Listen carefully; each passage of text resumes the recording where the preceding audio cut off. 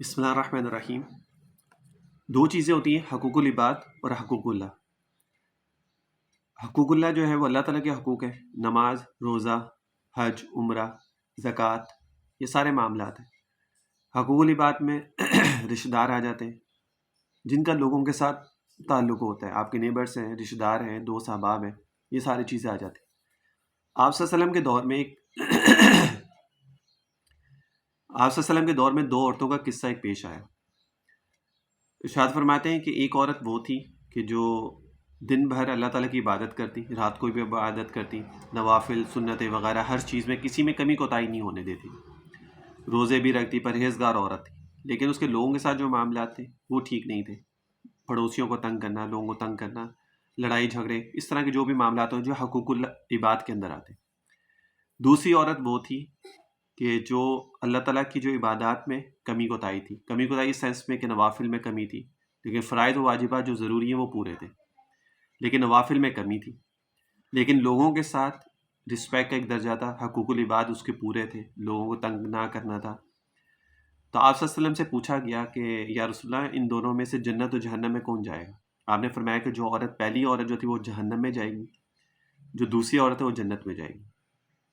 اب اس کی وجہ کیا تھی وہ بھی سن لیں۔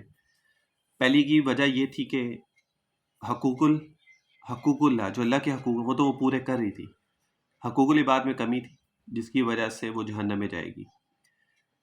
دوسری عورت کے حقوق العباد پورے تھے، حقوق اللہ میں کمی تھی، اس لیے وہ جنت میں جائے گی۔ وجہ یہ ہے کہ حقوق العباد جو ہے نا وہ تب تک انسان کو معاف نہیں ہوتے اگر آپ نے کسی کو تنگ کیا ہے، جب تک وہ خود انسان معاف نہیں کرے گا۔ لیکن حقوق اللہ جو اللہ کے حقوق ہے وہ تو آپ کے پورے ہو جائیں گے اگر اس میں کمی بھی ہوگی تب بھی وہ پورے ہو جائیں گے، کیونکہ اس کا تعلق اللہ کے ساتھ ہے۔